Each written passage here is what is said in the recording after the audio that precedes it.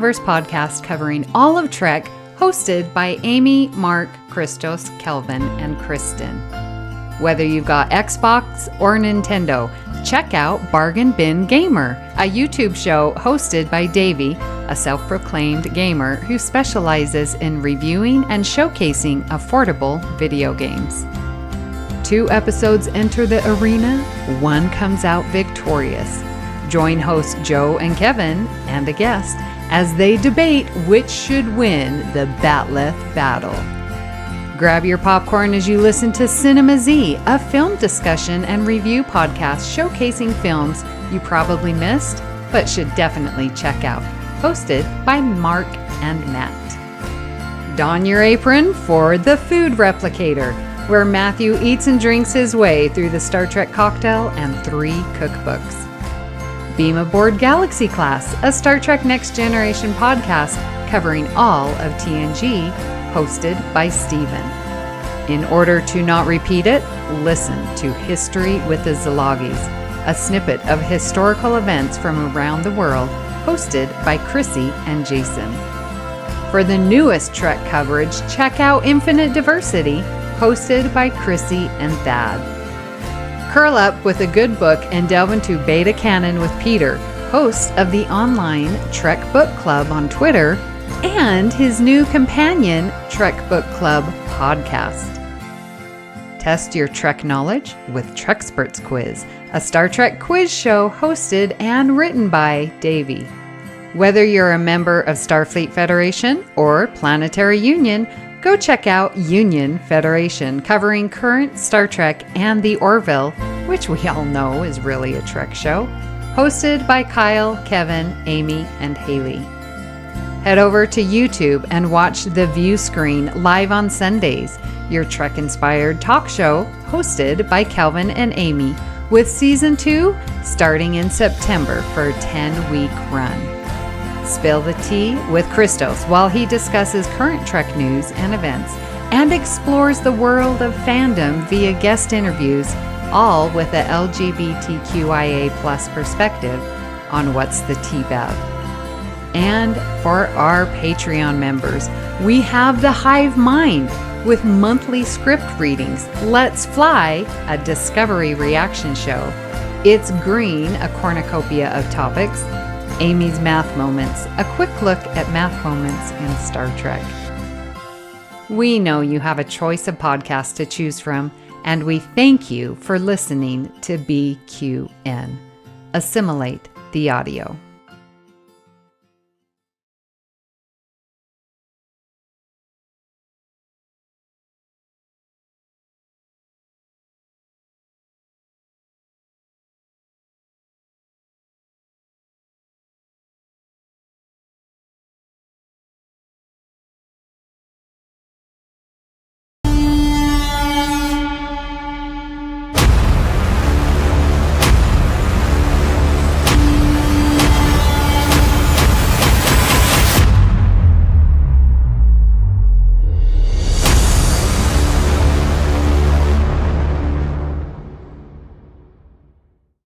Showgirl thing from the 70s, kind of.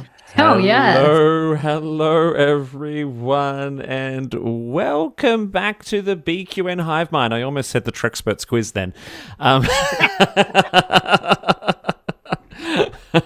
Hey, it's me, Davey. If you don't know what the Hive Mind is, the Hive Mind, it's a much more casual version of anything I think you might see on the BQN. This is just an opportunity that we have to get together to chat about what's going on in the Star Trek world.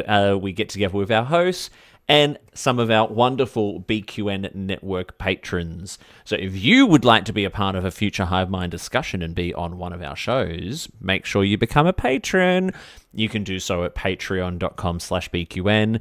There is a link in the episode description.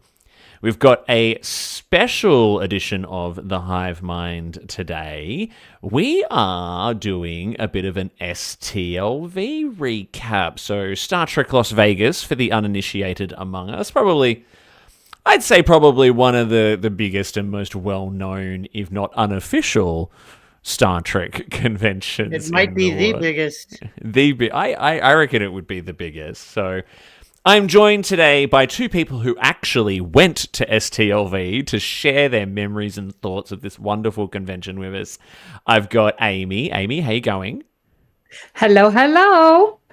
And I've got the fabulous Jim. Jim, how you been? I am fantastic. Why wouldn't I be getting to talk Star Trek with you, lovely people? Oh, that's too sweet. That's too sweet. And we've got some people, if you are watching live today, please interact with us in the chat. We would love to hear some of your STLV memories from either this year or previous years as well. I can see Peter from the Trek Book Club is in there. Hey, Peter, good to have you with us as always. So, STLV 2024. Amy, give me the whistle stop tour of STL, and we've got lots of photos and videos to look at today. But what's your whistle stop tour of STLV 2024? Okay, whistle stop tour. The big highlights definitely are the friends, the family that you meet there once a year. And I say family, and people laugh, but it's no joke. And you meet I know you more... mean. People laugh at me about that too, and it's very yes. And the weird thing is you're like, I know so many amazing friends, and then you meet more amazing people, and you're like, how is it that there's this many amazing people in the world? It's renews your hope of humanity. But the big highlights, the pool parties, I actually did both this year. The decorations, the artwork through was incredible. And the panels were superb. I think after the strike year previously, they've learned that we can talk more than Trek. And so we got so much more from our actors. The panels were just incredible. The events was great. The food was even better because they've redone the Rio with a great food court. So those would be the main highlights that I would whistle stop tour. Whistle stop. I actually don't know what whistle stop means, but anyway, Jim, how about you, mate? What's your high level overview of the situation? Oh, it would pretty much be in line with Amy for the most part. Like, for those of you two know me pretty well. I'm not a social person, mostly by nature, unless it's talking about Trek. And most of my conventions in the past have been me wandering lonely around a convention, thinking I'll meet people, and then I don't. This was the first convention I think I've ever gone to where I actually socialized with people, got to know people. Yes. And like you said before we got on, Davey, with the photos you saw, I had the biggest smile on my face with the selfies that I took. Wait till you see it, everyone. So if you are listening to the replay of this, I do suggest hopping on over to YouTube to watch the YouTube version, because we will be displaying some images. And Peter, Jim, Peter's in the chat. Jim has one of the most infectious smiles I think you will. Yeah, this was an absolute blast for me. Like, I had a fantastic time. Like Amy said, the food was fantastic. The Rio, although I can't say for certain because I haven't been there in like a decade, is definitely on the rebound. There was still construction going on, but I'd say it's about 80 to 90% there, Amy. Oh, you're being generous. I'd say about 70%. Yeah, but it's definitely there. I'd say by next year it'll be 100% there. Yeah. Amazing. I wanted to start with that, actually, because this is probably one of the things I've been the most interested in is, the Rio is, it's the USS Rio whilst we're there. That's Deep Space Rio, whatever you want to call it. Yeah, like the best the best example of it I heard was Paul Wright, who I think we all know.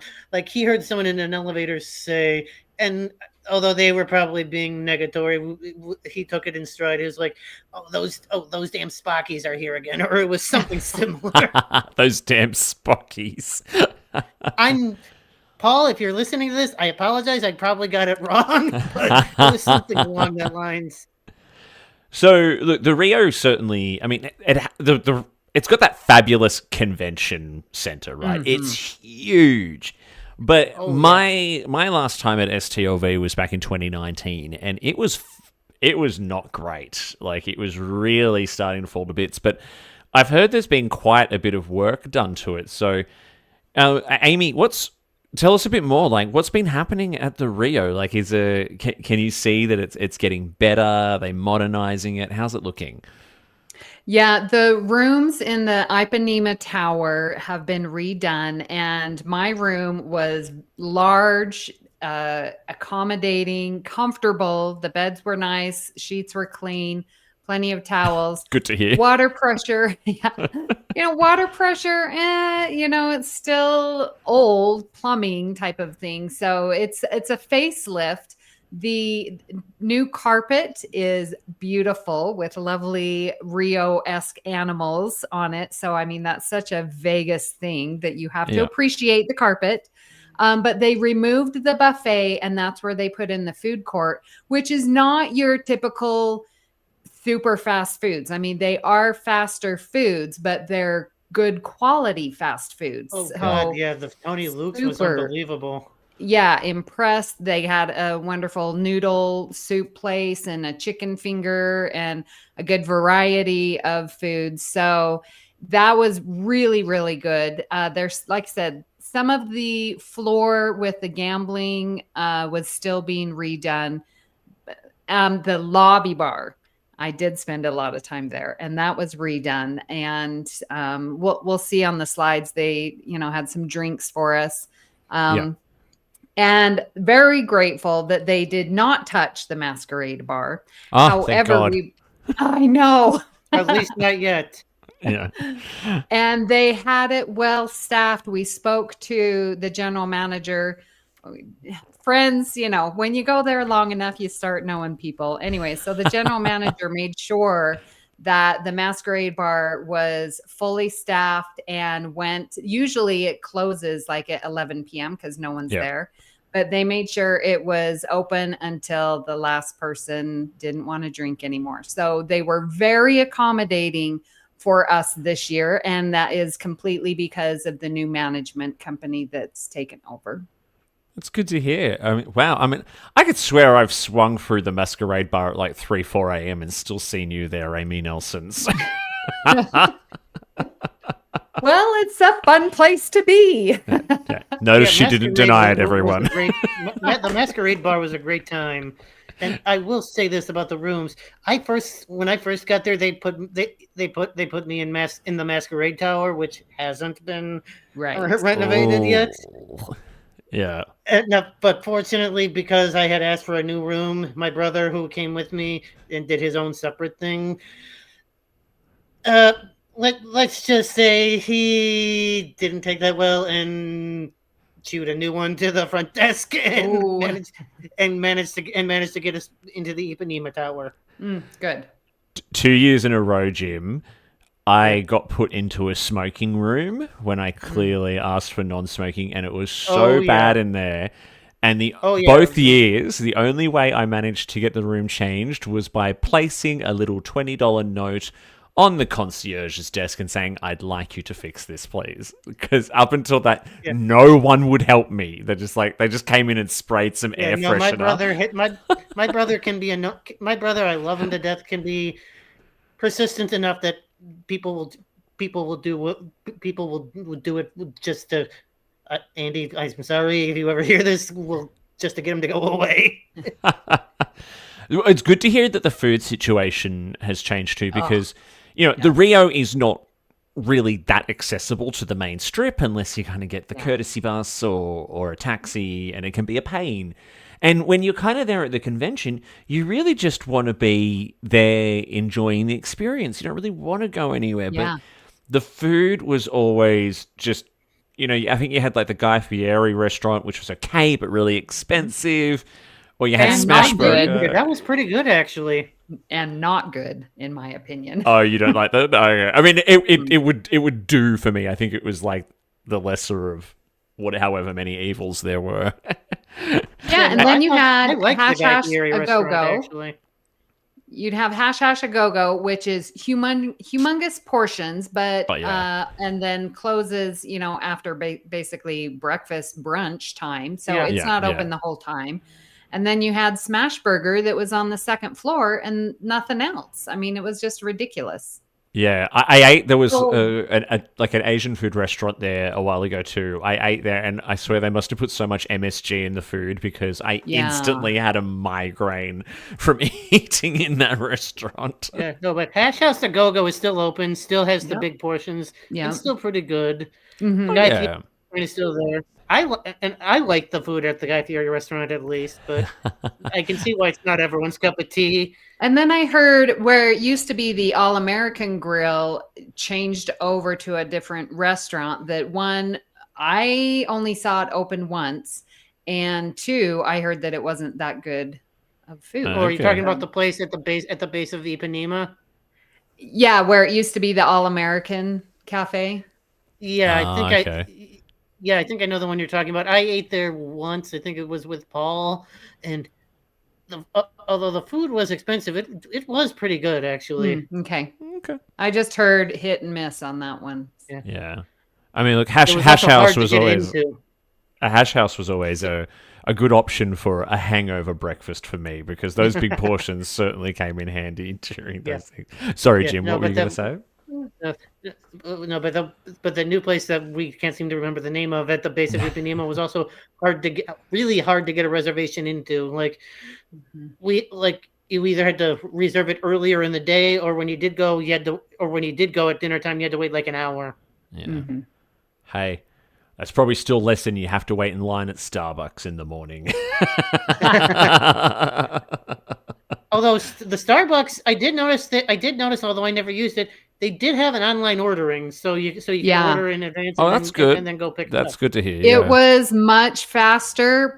There was not a line 20 miles long, and that part had been redone as well, so it's actually larger. So Good. that Starbucks was good. Glad to hear it. Next thing I wanted to touch on, you talked about you went to the pool parties, and I saw these two photos of what looks like some kind of, alpha quadrant pool fiesta kind of going on here. Now, the pool's always been okay, and I saw that, especially over the COVID years, it really got rough. But Oh, yes. it looks like that the pool area has kind of been spruced up a bit too. So how were the pool parties, Amy? They were so much fun. And again, just looking, as you can see, all the cabanas are rented. That's all Star Trek everywhere. Everyone's a Trekkie. And you see all these flags just unfurled. And Yeah, I'm seeing the Terran Empire there. Yes. Yeah. So I hope you and- also stocked up on SPF while you were at the parties. Yes, there were lots of suntan lotion being sprayed and put on all throughout the days because it is very warm there. But the water was actually cold All right. and refreshing, but it was nice. I mean, it was cold at the beginning, but then you could just be in it. And for me, that's usually freezing, and I was in the water both times, so it was good. And again, the service, the servers coming out top notch. They were on top of us, bringing us drinks to the pool. I mean, it was really, really good this year. That's so good to hear. I love that. And you need a bit of pool time in Vegas. Yeah. Okay, especially at that time of year. Jim, you and I spoke about this last week offline privately. It was just how oppressive the heat is at that time of year. I never got I never got pool time, but yeah, if I'd had more time in Vegas, I probably would have done pool time. But yeah, the heat was extremely oppressive, and as you know, Amy, who lives in Vegas, like it can be unbearable at times. Mm-hmm. So did they have specific pool parties as a part of the program, Amy, or did this just kind of spring up, like people just organized to be there? Yeah, so this started way for the 50th back in 2016, and it was sort of the USS Rio. group, a Facebook group, and we organized pool parties. We had one before and after because a lot of people, come in for the entire week. So it's usually the Monday, Tuesday before, and then the Monday after. And those are the after one, I would say, is better attended because coming in on a Monday, Tuesday is pretty early for a lot of people. So if you can only go to one, go to the one that's the after pool party because that's still big time convention. Yeah, that's right. My memories of STLV is I would always kind of get there a day or two before, and then there's a few people around, and then it kind of gets busy, and then Friday, Saturday hits, and it's just intense, like in a good way. At that point, we basically got 100% control of the hotel. Yes. Yeah. Imagine being someone who had no idea. Who shows up for a room at the Rio because they're quite reasonably priced during convention time and most of the other time, right? Jim, how do you think you'd feel if you were not a Trekkie and you rocked up to the Rio that weekend and you saw that? Yeah, it's just like my comment earlier about what Paul experienced. I did encounter one or two people like that. And the people I met, they were actually very inquisitive about what was going on. But they were still incredibly confused. Yeah, and look, Vegas is no stranger to conventions and conferences. Like the industry I work in, cybersecurity, it hosts some of the biggest ones in the world there. But that's not going to be people walking around as Klingons, Vulcans, Romulans, Andorians, Cardassians, and Borg, right? And that's what's so great about it, right? Like you're literally, it's like you're on the promenade of Deep Space Nine for a week. Yeah, just with a lot of slot machines. I want to jump into some of your individual photos as well. So, actually, you talked. I actually wanted to jump on this one first. Sorry. So you talked a little bit about some of the restaurants and all that before, but I pulled a couple of these pictures out with some of the drinks as well. So there was a couple of bars that looked like they were doing. Yeah, go on. Sorry, Davey. Yeah, like. The hotel had like Star Trek themed menus for like all the restaurants, and like the bigger, pricier restaurants, like they shared like the expensive drinks that they could serve. But each restaurant had like a specific Star Trek themed menu item that they served. That they served, and some of them were pretty damn good, actually. I was going to say, did anyone try any of these cocktails that I can see in front of me here, like the 7 of Limes? I did not, because I do not drink liquor. Oh, fair enough. So, yes, Davey, you know me too well because, yes, I had the 7 of Limes and very, very refreshing. And I admit the 7 of Limes was tempting, but I ultimately did not do it. Fair enough. I see an It's Green there. If only Mark White had been around. It's Green, right? One of our Patreon exclusive shows. There we go. Yeah, and I did try the Coco No. Oh, yeah. What's that? Malibu, coconut rum, pineapple, blue Curaçao, and lime juice. Okay. Blood wine spritzer sounds almost like it could be... It's like a peeled back version of... I've forgotten that drink they drink in Spain that I had lots of whilst I was in Spain. Sangria. What about the other one? There's a discovery menu there. We've got the Pollard Punch to Lynn's Vulcan Sunrise. Did you get a chance to try any of those? No, I did not.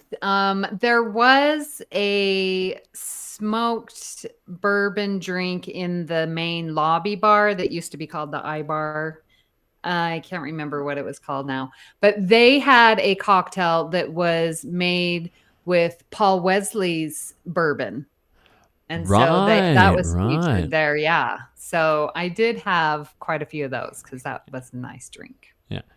And for good measure as well, I've got a picture of Jim's giant choc chip pancake. God, that was the biggest pancake I've ever had in my life.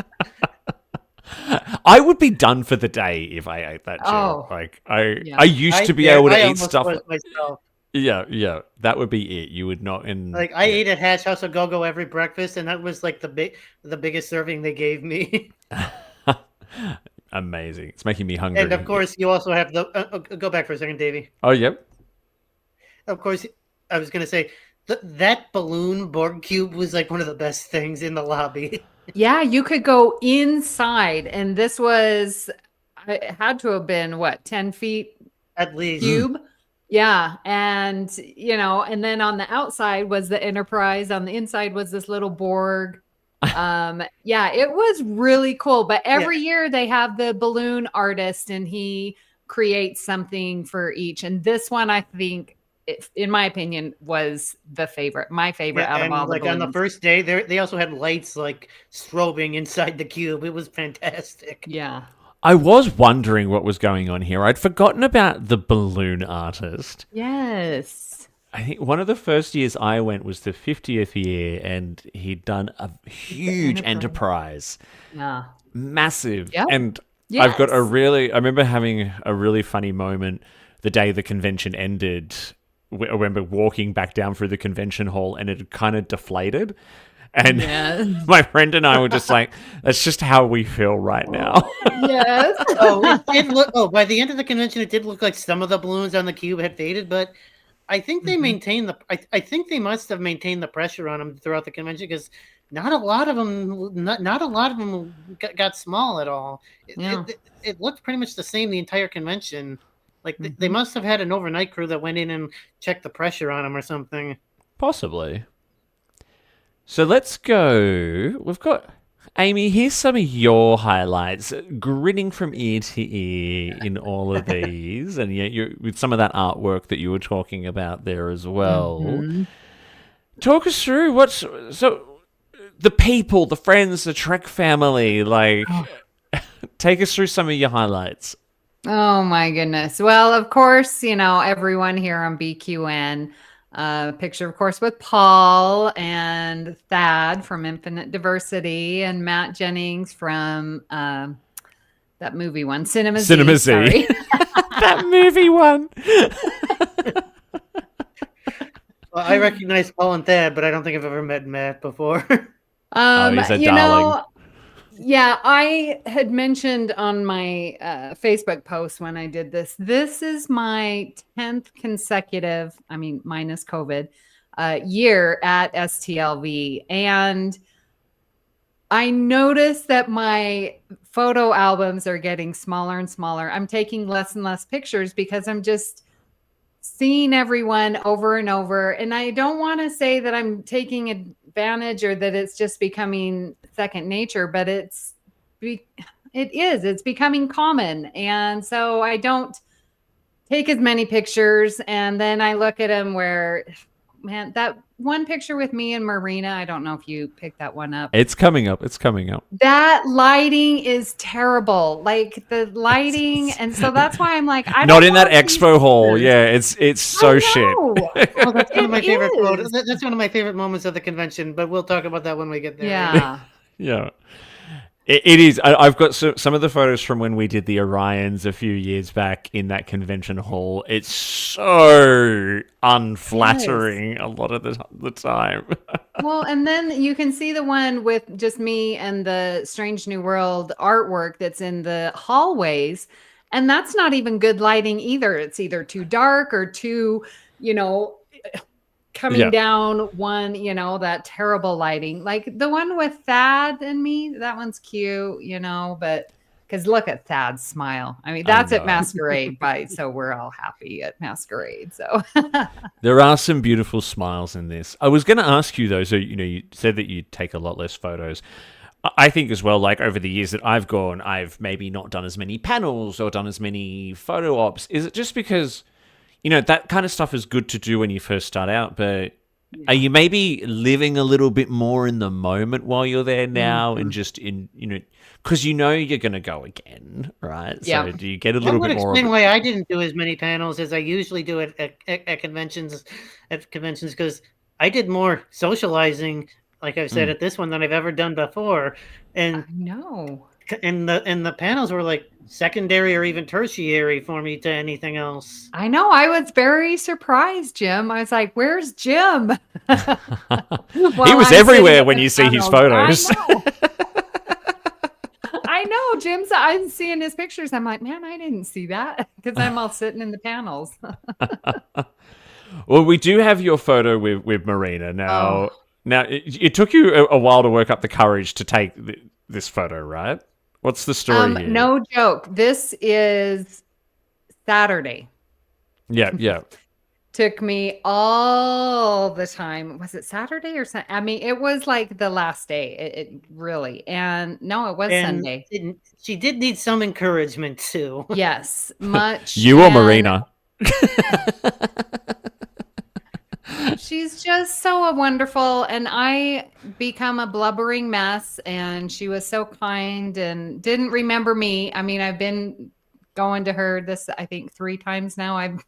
But I mean, why would she remember me? But, it's just whenever I talk to anyone famous, I just shut down. So I was very proud of myself. This was me after bawling at her table, telling her I appreciate her standing up to bullies. Yeah. And what she stands for. Like, she's very important to me. So her and Robin Curtis are my 2 favorite women of this convention. I did talk to Robin Curtis, and she was amazingly wonderful. Yeah, you can't see it. You can't see it here, Davey, but I'll frame it. I'll frame me, Thad, and I believe also Heather Barker are standing there, and it took encouragement from like all 3 of us to get her to go up to the table and talk to Marina. Yeah. Didn't I see a photo of you at the cruise with Marina though, Amy? Oh, did I lose you there? Yes, I've been again. Christos had to push me and help me there with the cruise, talking to Marina. So I've been in front of her presence many times, and I'm always fluttered. Yeah. Yeah, I loved the because you jumped on Discord during the convention and at one of her panels. And I loved hearing that she called out my town, my city, Melbourne, because of the fact that we have got probably the largest Greek community in the world outside of Greece. And as someone who's engaged to a Greek man, I can certainly vouch for that. That's so wonderful. Oh, and on that as well, what I loved that you were doing, Amy, and I think we got a bit of this from you too, Jim, but you were live tweeting in the BQN Discord. How cool is that? That was really good. It kind of felt like our own little kind of like celebrity moment. Hey, join the BQN Discord, find out what's going on at the convention live. Oh, good. Well, this is something that needs to be done every year. Yeah. This actually was the first time that I was very engaged, because I've had Twitter and Facebook, but like Discord was so easy just to jump on and share what I found remarkable. And Christos was posting his pictures that he found remarkable. So it was fun. Yeah. And Jim, you made some posts too, where it's like everyone was sort of adding what they noticed, which then gave us this whole cornucopia of what STLV was. I loved it. His photos got on the big screen, got on like the side screens in the main theater. Yeah.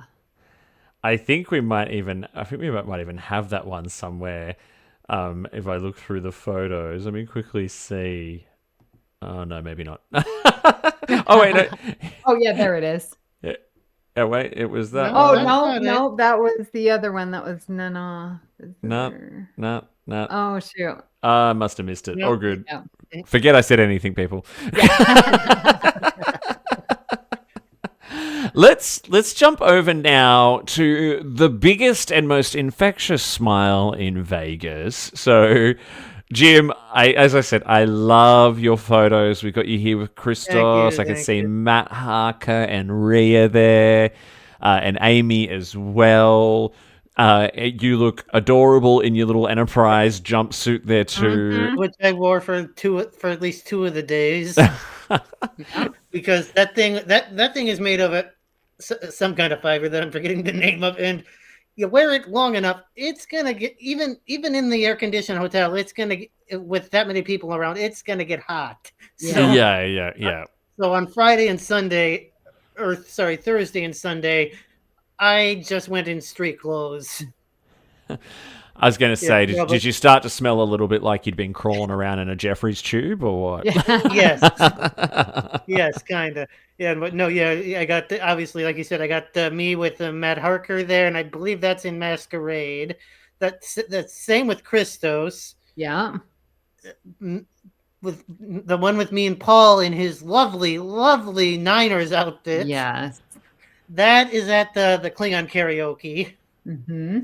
Rhea, I think was taken on the floor somewhere. Vendor's room, yeah. Yeah, it looks like Amy, it. I don't remember where ours was taken. I know. Where does that? Oh, I bet that's in the panel. Yeah, that might be in the theater. And then the The other main, one, yeah. yeah, and then that last one, that is Katie Nicolau.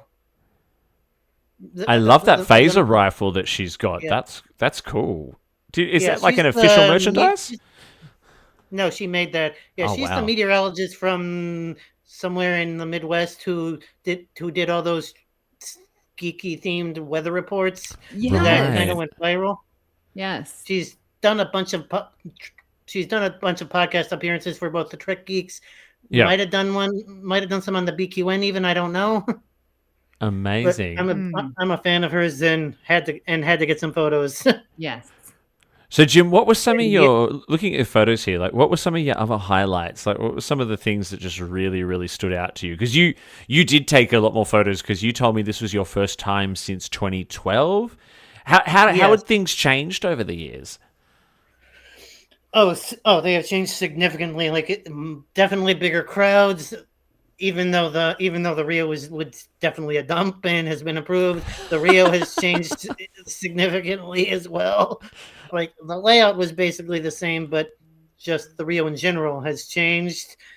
Like everything about the convention has changed for better or worse, depending on how you want to look at it. You can definitely tell that the BQN is not being paid in either way to speak favorably or unfavorably about the Rio, because the Rio was a dump is about as blunt as you can get. I'm trying to figure out a way to say it nicely without being negative. And one question I actually had for both of you, Amy, you and I talked a little bit about this the other week, is I'm getting from talking to people that there was a bit of a renewed kind of vibe at the con this year. You know, it felt like, one, it was probably the first big one since COVID where everyone's kind of been back, and it's back at the Rio, and the Rio's had a bit of a facelift. But also, that would be a fair description.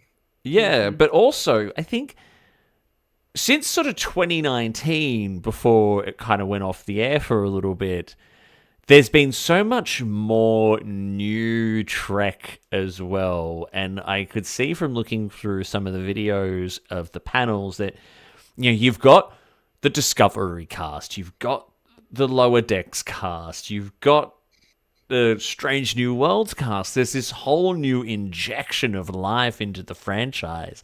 Amy, did that kind of change things as well a little bit?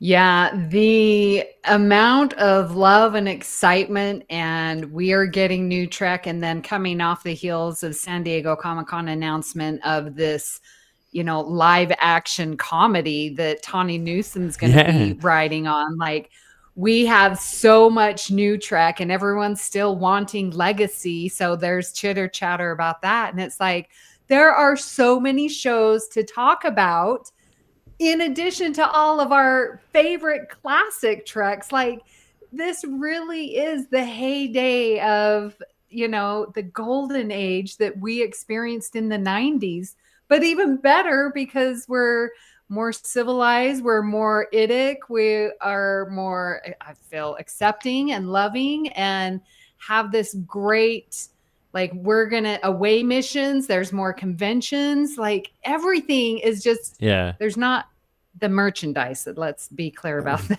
but everything else, like, there's this excitement, and you could feel it walking down the hallways, like people just stopping and, hey, will you do this for me? Yes. Oh, I dropped something. 10 people come and, help. It's just such this amazing, wonderful environment. Yeah. And Jim, does it kind of feel like we're kind of getting to know these new cast members now as well, because as fans, we've known the TNG, Voyager, DS9, TOS, Enterprise cast for some time, right? Like, we've been watching them at conventions, we've been seeing interviews with them online, and now all of a sudden there's all these new, younger people, right? And we're getting to really know them as well. Does it kind of feel a bit like that? I'd say so, but then again, I'm not someone who got a lot of autographs from them. So, but does kind of feel like they're more personable than what some of the older casts were like at first. Yeah, because I mean, they're kind of just being thrown into this world, right? Like, this is, you get a role, no matter how big or small, in a Star Trek series or movie, and guess and your what? life is and your life is going to change forever. Yeah. Does it feel like the new cast are embracing it? Because some of what I've seen seems that way. Yeah, I'd say most of the cast has come out as admitting that they were Star Trek fans before they got the roles.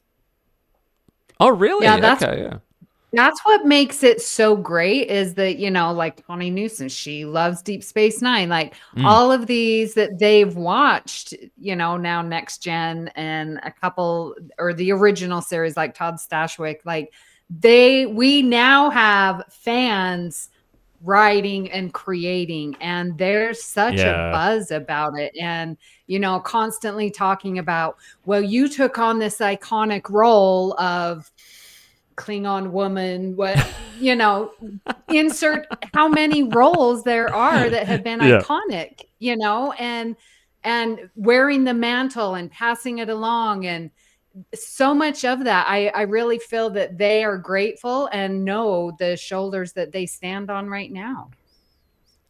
Absolutely. I think this is a good segue into the first of two clips that we have, because you got a great video of David Ajala. Do you want to, Amy, just explain what's going on here before I play it? Now, just to set up everything about the panels, they were unbelievably so well moderated. The questions, the surprise, the impromptu, like every panel had something that I did not expect. Well, at least in the main theater. Yes.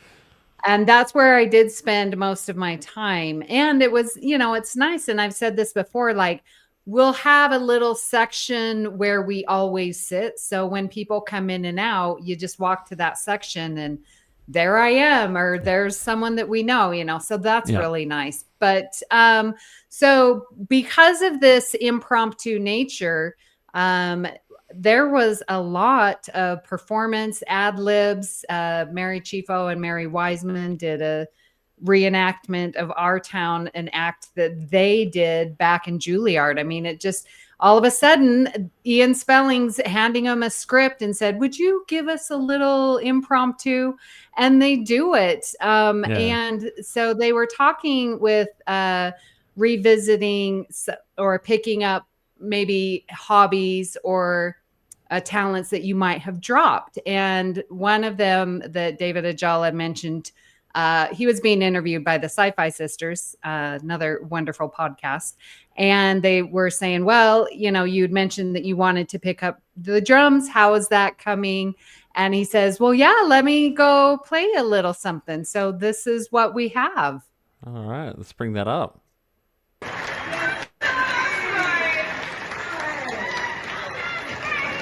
Oh, do we need to start over?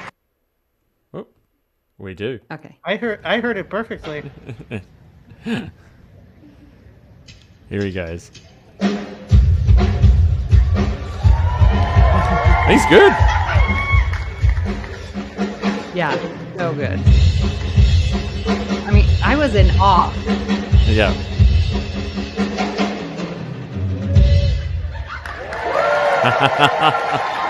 Love it, and I love that you had to film the big screen with, which was filled with, like 3/4 filled with where all the autographs were happening at that point. Yeah, there were times where it was like half the screens were filled with like autograph lines, and those were the screens of like half the theater has to look at to see who's on the stage. Yeah. And look, that's one of the brilliant things, though. I mean, not the autographs, but just those wonderful impromptu moments where, because we know that these people are actors, but because they portray these characters in this universe that means so much, we know that you're not Book, right? We know that you are David Ajala, but we want to know David Ajala because we want to know. Because that helps us understand Book a little bit more, because so much of you as an individual is a part of these characters, right? Exactly. Yeah, and Amy is right about like the impromptu nature of the panels, and most of the moderators were good. Although I will admit, Adam is kind of fading slightly. Oh, really? For being a moderator over the years, like 20 years ago, top notch. Yep. Nowadays. Yeah. He's been doing it a while. Talking about that. Yeah. Like there are others, like, thank God they got Ian Spelling on now, and others. But they're also letting them not have moderators. So, which is great. Like Kate Mulgrew and John Delancey, it was just them two talking, taking questions. Like they were moderating themselves. The one with Jonathan Frakes, Brent Spiner, and Gates McFadden, they monitored themselves. Michael Dorn, Marina Sirtis, of course, they monitored themselves. Yeah. Marina Sirtis wouldn't let a moderator take control of what she wanted to say. I was just gonna say, in defense of the TNG cast, particularly Marina, do you think they could actually be moderated? One other thing I wanted to ask about as well was, what was the cosplay like this year? Here's a couple of examples. God. And what I can love here is that, so on the screen at the moment, I can see that we've got some Galaxy Quest cosplay. There's some Voyager there, but there's a lot of new Trek stuff here. I can see Lower Decks. I can see, there's a little bit of disco and stuff like that in as well. So how was the cosplay like, Amy? Oh, just unbelievable. And there's so much out there because so many people are like super creative. Like the Ritos hockey players, like, am I missing something? Is that what they are? I think so, There was a scene in an episode, I think it was Lower Decks, where it was like they were coming out of the holodeck in hockey suits with Ritos on the uniforms. Okay. See, there's just so much, and so many people are so creative and do mishmash and well, you're definitely right about the creative part, Amy. Like that one, like the one with the two guys in the yellow and red uniforms. Those are the uniforms from the Patrick Stewart skit in SNL, where it's love. An SNL sketch, did you say? Sorry. From the Love Boat. Yeah. Yeah, you froze for a sec. Oh, good. Yeah. But what's funny is that I have that outfit, but in blue. So they needed me in their picture because I have that Love Boat Star Trek in blue. I don't know this sketch. I'm going to have to go look it up. I'm assuming it's probably on YouTube. Love Boat: The Next Generation. Yep. Oh, wow. No, I've never heard. How have I never heard of this? It's from when Patrick Stewart hosted SNL in 1994. So I'm glad you actually clarified that, because when I saw this photo, I'm like, oh, that's cute. I have no idea what it is. That's me walking around STLV where it's like, I love it, but I have no idea what it is. And that Miglimo, those are made out of real feathers. Get out, really? It's a cool outfit. I love it. It's super cool. I also love the creativity and just the sheer size of some of these costumes. So we've got the macrocosm Janeways there, where they've actually looks like they've paper mache'd the little bugs, and it's hanging off them. I think what Katie said was the bigger one was paper mache, but the smaller one that she had was like some sort of weight that she had disguised as a macro. Either way, it's very creative. Yes. But the Thermians were one of my favorites. Like, they were literally walking around. So Did you see them, Amy? Yes, yeah. They were walking around the entire convention in character the entire time, acting like the Thermians from Galaxy Quest. And that was really cool. Creation brought in some of the, secondary actors and had a whole Galaxy Quest panel, and it was phenomenal. Oh yeah, I got the autograph of I got the autograph of one of them. I think it was Daryl Mitchell. Yes. From someone who's done cosplay before, like, so you both know I've done the Orions several years. There's something about walking around that floor in cosplay, and and my cosplay, I was quite unrecognizable as Davey. So I got to be a completely different person for the day.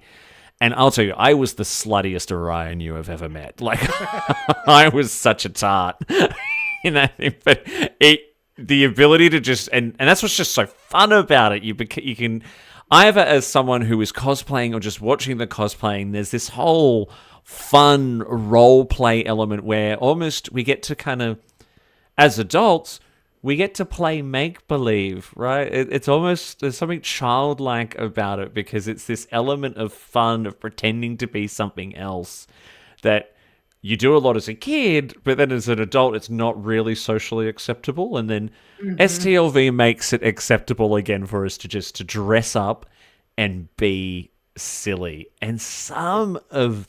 And that would describe that Moopsie perfectly. Yes, exactly. That I saw a lot of Moopsies in the photos. Very, very popular. Oh god, Moopsie had to be the most popular character.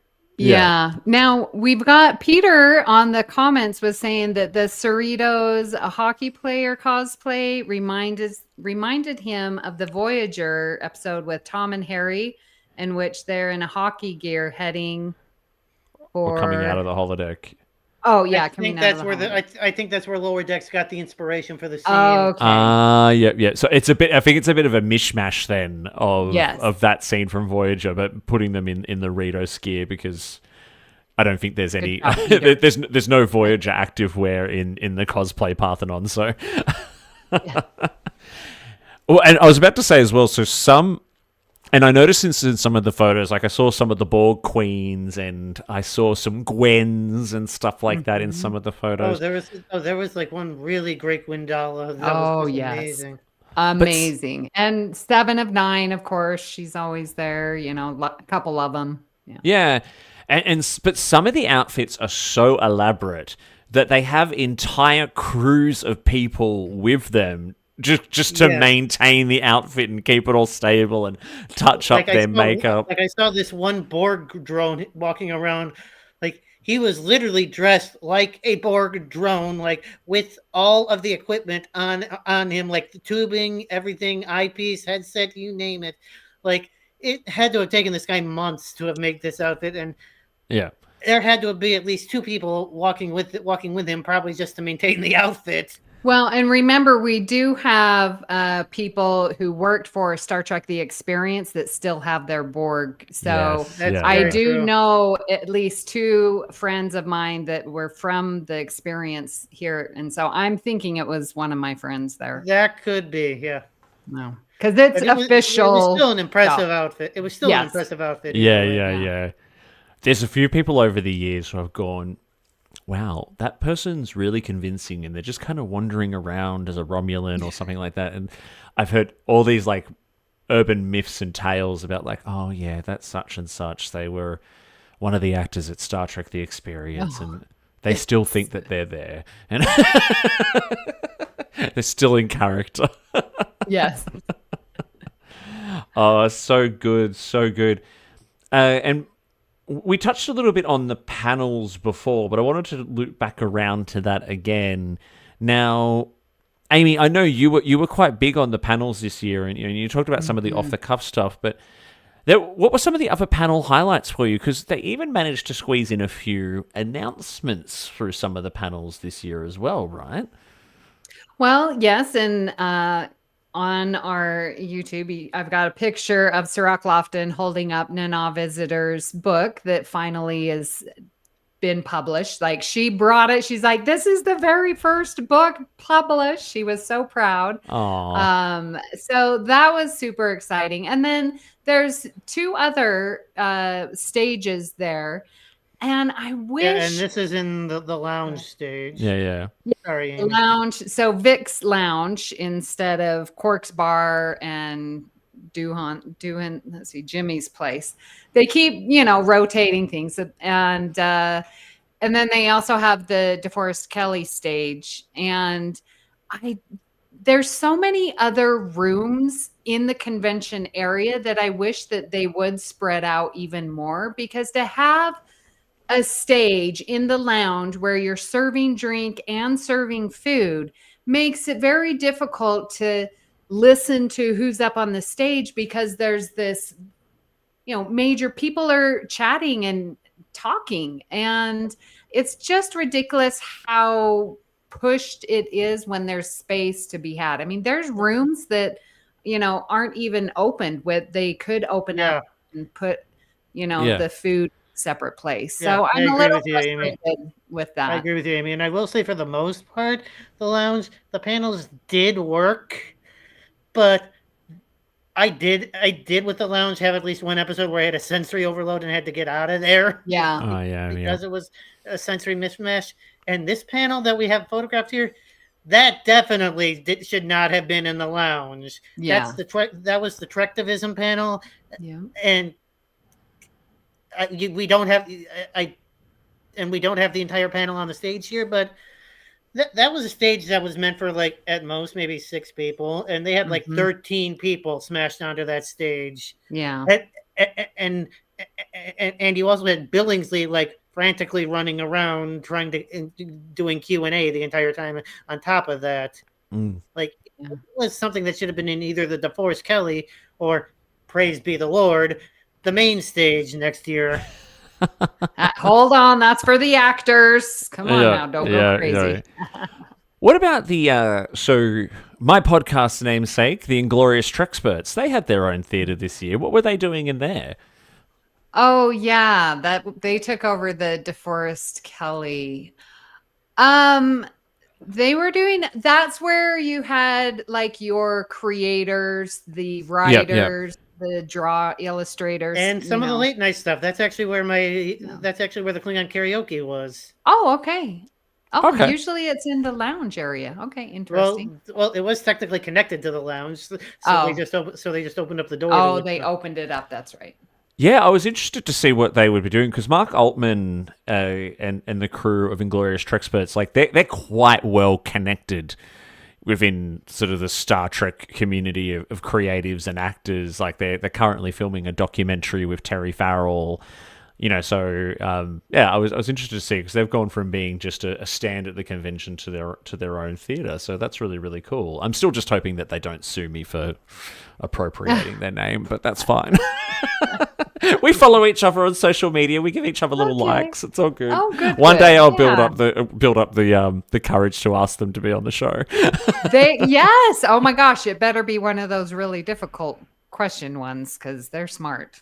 Yeah, super smart. They know their stuff. And I know you got some fun announcements too. So, Amy, you actually came on to Trexperts Quiz. We did a live cross to you. There was some news about the Orville. There was some news about Starfleet Academy, which was really exciting.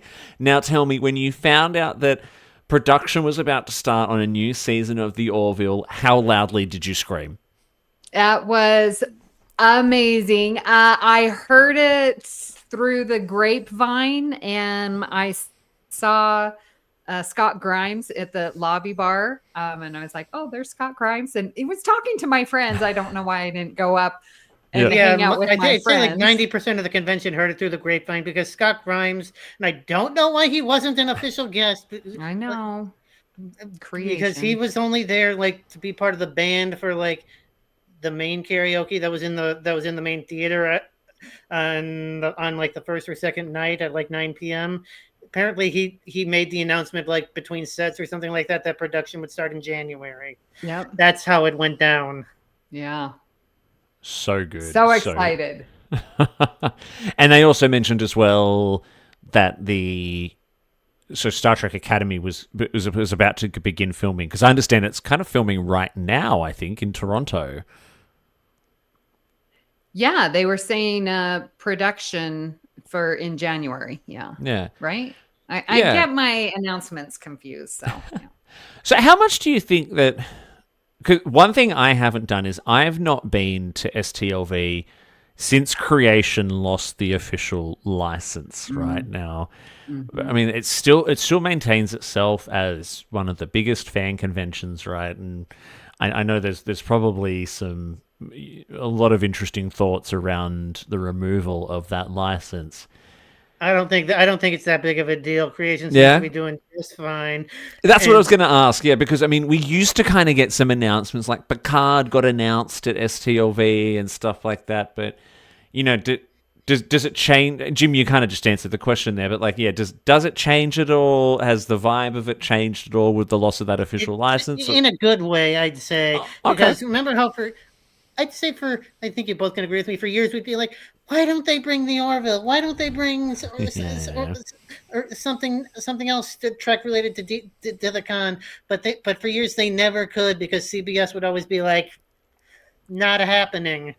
And now that CBS isn't there anymore, they can bring in the Orville. They can bring in Galaxy Quest, and they could do what they also did this year.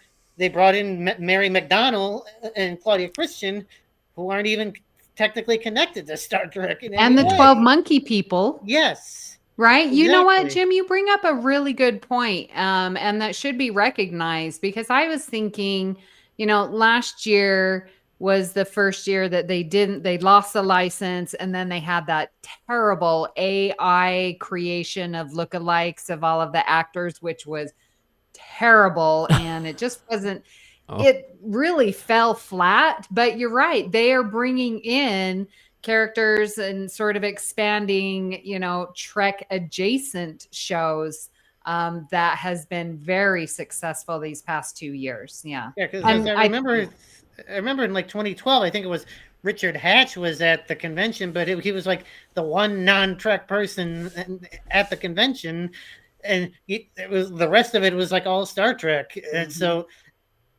it was like fine. It was like they were just doing it. It was like they just did that kind of a thing as an afterthought. But now they're like completely thinking about who can we bring in who's either Trek or Trek related, or maybe even not Trek at all, but sci-fi related, who can make the fans happy.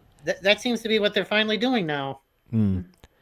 I think maybe because I know when they took the license away, they wanted to bring up these, national events, these destination Star Trek kind of official events that they do around the country, which I understand. We could have an entire podcast. We could have an entirely separate podcast about how badly they handled that. Yeah. I mean, look, I've never been to one of them, but I think maybe they underestimated just, again, the power of the Trek community and how much having this massive singular event every year kind of meant to us, right? Because we're a global community too, right? So me in Australia, if I'm going to go to an event, I want the one event that I can look forward to going to overseas each year, right? Like, I mean, they thought they could put on a Star Wars style con with Star Trek actors, but as much overlap as there is between the two fandoms, we're two separate fandoms entirely as well. Yeah, that's right.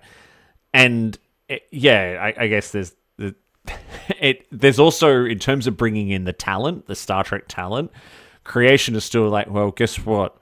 All the fans still come to our event, and you're going to be able to make a lot of money off those autographs and photos. Guess what? We actually have the contact info, so we can do it on our own.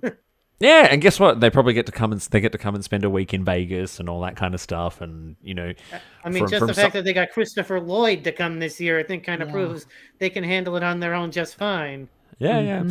And I tell you what, like most of them, they will a lot of the time they'll have their airfares and accommodation and all that kind of stuff is covered. There's a reason why a lot of it can be quite so expensive, is because Christopher Lloyd had to be like more expensive than Shatner this year, but I gladly paid the money for his autograph because he's the autograph I'll probably never see again. So yeah.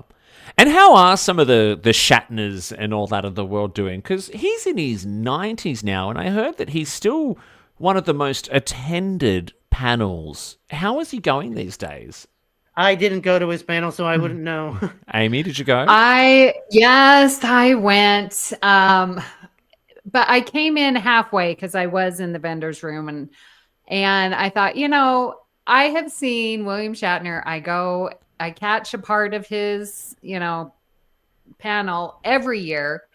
And I walked in thinking there was so much going on elsewhere. I really was expecting a smaller attended event. No, it was the most crowded the room had ever been. And this dude is on Sunday. So it's after everything. He can still fill a room and there's no moderator. He is going back and forth. He's walking the stage, interacting on point. Like, this man is incredible. I think he's better. And I've said this before. He is much better now that he's been up to space and back. But he is still sharp and reliving stories and really very impressive. And yeah, still can pack a room. Unbelievable. Yeah, And look, Christopher Lloyd, I will just add this. He's definitely as sharp as Shatner, but you could tell like he's slightly starting to fade just a little because he had to think a couple of times in his panel. And when I got his autograph, I would have loved to have had it personalized, but he was definitely struggling writing the autograph. So he's definitely fading physically a little. Well, he's not used to doing conventions. Where Shatner, this is his bread and butter. It's his life. It's been his life for decades, right? Yes. Yeah. And hats have got to go off, right? Because imagine, I mean, I could barely imagine mustering up the energy to do some of the stuff they do up on stage there year after year at the age of 40, let alone at the age of 90-something, right? So I'm glad to hear that Shatner's still got it. I think there's been a lot of up and down between the fandom and him over the years, but, he's still the OG. We still love him. And I think that trip to space has humbled him somewhat a little bit. Yeah. Wow. Well, we're almost out of time. Now we've got one more video that we're going to play before we leave. But before I play that, just any kind of final thoughts from both of you? Anything you feel you haven't really quite got to say yet? I'll start with you, Amy. One thing that I really do enjoy, and this is going to be because of the convention, but outside, are the amazing dinners that I get to go to. And living here in Las Vegas, I really get to do touristy things when everyone comes to visit. And I found some amazing new restaurants that I can't wait to visit. And that is a huge highlight of sitting down and enjoying a meal, even if it's lunch, at the Rio. But, when you come together with your friends and family over a good meal, it makes everything so much better. And good dinners out every night. It's fun. Yeah. I've whacked up the photos, Christos's photos, who could not join us today.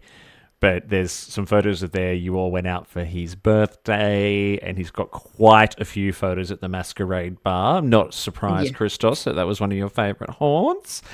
But I agree with you, Amy. Like, most of the fun for me it's been a while since I've been, but it was always in those, like, when we caught up for a drink.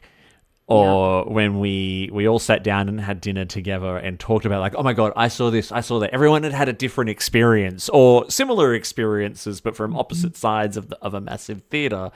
And, this is where the true community and human connection of STLV comes through.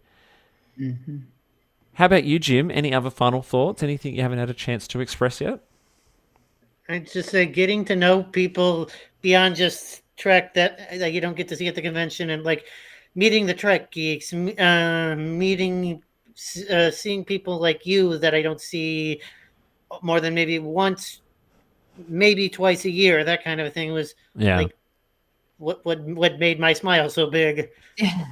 Oh, Yeah, that's beautiful. And I'd say like definitely the convention has improved, and it's becoming kind of like as popular as it was back in, like, I heard someone say it was like, this is the most people I've seen since 2016, was like one person said. so it's becoming popular again. Although I will say, the the autographs did take up probably half the room. I'd say. Yeah. All right. They need to put those in different rooms as well. There's no. Yeah. Yeah, the downside to that though is I think it was also that's been. I heard someone say that that's been talked about, but the actors always nix it because they don't want to be separate. They don't want to be in a separate room. They want to be like where everything is going down in like the vendor. Right. I don't interesting. I don't entirely blame them for that point of view. Yeah. Well, thank you both so much for sharing your memories with me. I do hope I get back there myself one day soon. Yeah, it would have been a much different and much better experience if you had been there also, Davey. Oh, thank you. Look, I agree. I'm working on it. It's been a challenging few years to get across, and I've been doing some other things like exploring Europe and stuff like that over the last few years, but my time is coming. I've got a wedding to plan and pay for, but I think once that's out of the way... I think Anthony needs the experience. Has he been to STLV? Well, he's not a Star Trek person. He doesn't really get Star Trek, but he loves Vegas. So that's what I'm using to swing this. That kind of describes my brother who helped me pay for the trip. Like, he's not a Star Trek person, but he did like Vegas, so he did his own separate thing, and I did my own separate thing. Yeah, and I've seen plenty of people who brought their non-Trekkie partners along before, and I'm like, hey, you can just go hang out with them and shop and swim in the pool and go to Cirque du Soleil or something. Yeah, because like my brother spent his entire my brother pretty much spent 90% of his time in Vegas on the Strip, while I spent basically all my time in the hotel. Yeah. All right, before we show this last video, just quickly, Jim, where can everyone find you online? I can be found in the Facebook group and the Discord group. Excellent, which there is a link for here in the episode description. And Amy, yourself, you've got a bit going on. Well, yeah, you can listen to me here on the network where I'm co-hosting All Good Things for a couple of weeks. And then we're going to start our View Screen Season 2. Yes. Very excited. Both Calvin and I had some conventions that we went to. So him over in the UK, he picked up, some special guests. And here at STLV, I spoke to a couple of people who are going to join us. So we've got some big hitters for season 2. That's going to be starting after Labor Day. So September 8th. Join us here on YouTube. And I'm also co-hosting Union Federation, and right now we are going through all the 2-parters of TNG, and we're going to be recording Time Zero this week, so that's been really fun. And Lord knows, with this latest news from Scott, you've got a lot of stuff to talk about now. Exactly. Excited to get back to talking the Orville. I'm so excited about the view screen, by the way. I'm so excited about the view screen. Yes, I'm looking forward to seeing it again too, Amy. Yes, and Davey's helping out too. So our production level is going to be off the charts. We're so excited. And for me as well, so I think everyone knows the Trexperts Quiz Season 3 is currently on. We've been having a lot of fun. Jim has been helping out writing some of the quizzes. We've decided to take it up a level. I still can't believe my 7 of 9 question had 0 response on that. Given that there was 14 potential answers and no one got any of them, that's quite an achievement. Yeah, we've really taken it up a notch. The obscure behind the scenes TNG trivia that we did this week was like next level hard. Props to MC. I knew almost none of her obscure trivia. Oh, those were all mine, my friend. I decided I needed to meet MC and Jim levels of difficulty for that. Nice. Props to you then. So yeah, so you can props to the wrong person.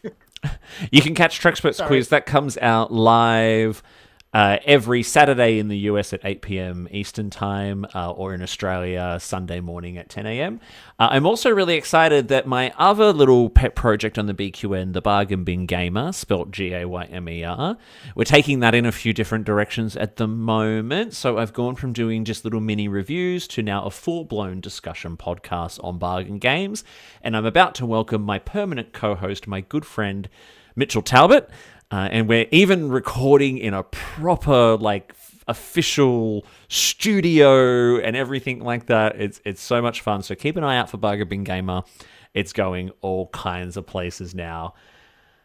Now, Amy, let's wrap up with one last little video here, which is super, super cute. Do you want to explain to us what's going on here before I press play?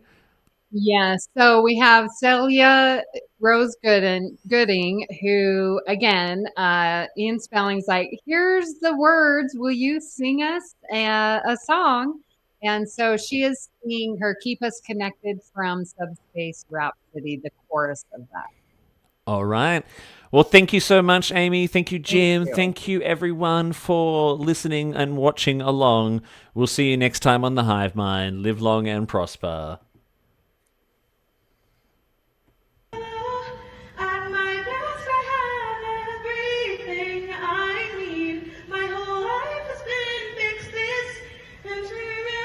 That's what